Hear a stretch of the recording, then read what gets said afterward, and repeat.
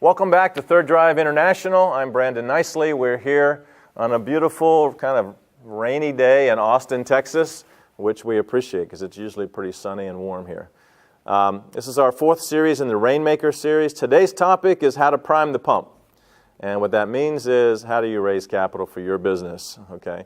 And what are the different kinds of business models to that and the capital, sort of strategies for those businesses. Two major categories we're going to talk about briefly. One is building your business organically, and two is building your business through outside capital, okay, raising money.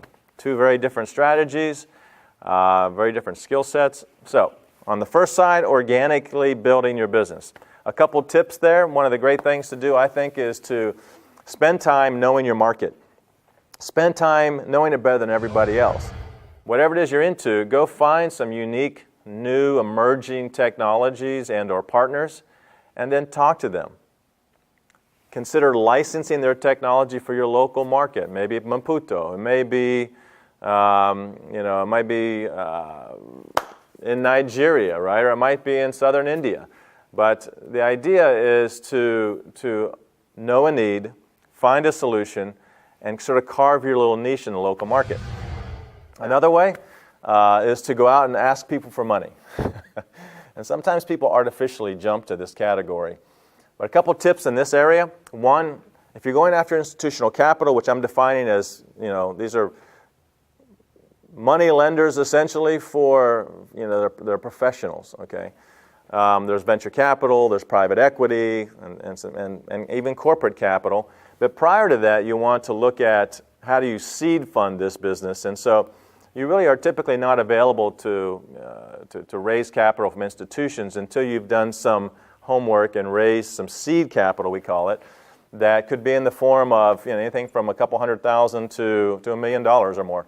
But the idea is you've gone to friends and families and you've put your own reputation risk on the line. You've raised capital from high net worth individuals that we call angels sometimes, or your family, right? Professionals, doctors, lawyers, people who have high income. And once you've demonstrated, typically you use that seed capital to demonstrate that your model actually makes sense, that your assumptions actually make sense, that you actually know how to run the business, and you're able to build a team. And so it takes, we call it take the hair off the deal. We're eliminating some of the risk in that, or de-risking that with the seed capital. And then institutions might be interested in looking at your business to determine whether or not that business has the scale in the space that they care about. So there's a lot more we could talk about how to raise and where to raise on the institutional side. You can connect with us later and we can talk about that. But that's today. Real quick shot in the arm around priming the pump. And now I want to welcome up Christian Ray, and we'll have a little dialogue about that. So welcome back to Third Drive. We're here today talking about money, how to prime the pump. And as we discussed, there are organic ways to raise capital, and then there's organic ways to build your business, and then there's institutional ways to raise money. So, Christian, you're an example of an organic builder. Yes. So I've started several businesses. That. My entertainment business was organic. It started from nothing, and it ended up with several projects that brought quite a lot of money. You team up with people with vendors, with people that provide services and things like that, and you are the build your ecosystem. Yeah, you build your ecosystem, and you're the organizing force. You create sort of the framework for them to work together. Okay. And then if there's a demand, that business. Great. That business works. You are the glue. Yeah. You're the secret sauce, essentially. Yeah. The director in the band, right? Exactly. Yeah. Exactly. So, and people are grateful because everybody wins, right? It's a win-win for everybody. So, and you leverage your ability with people and your relationships, skills, and things like that, right? So depending on what your skills are, there may be different ways. That is crucial, yeah. So you have to be a people person, obviously, to be able to communicate and inspire others to trust in you and give you their support.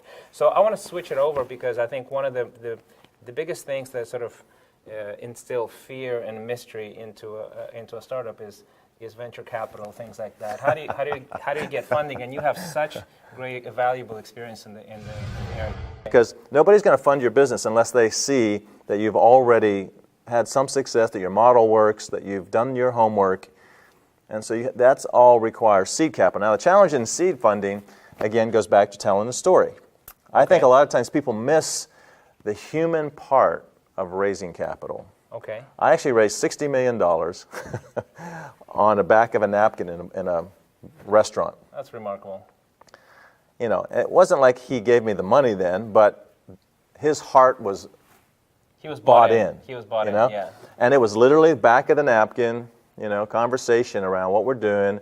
You don't oversell it. It's like fishing. You don't want to like throw the worm at the fish. You pull it back as soon as he gets interested. There's a whole dynamic, you know, to selling, to basically telling your story and helping them identify the opportunity in the marketplace and helping them understand why you uniquely have a solution and why if they bring their capital to bear, the opportunity for us to participate as partners. So there you go. That's one example. Anyway, just a short snippet in this area of funding. And join us at Third Drive International on Facebook, and we'll have a lot more collaborative discussion around this point. Thank you.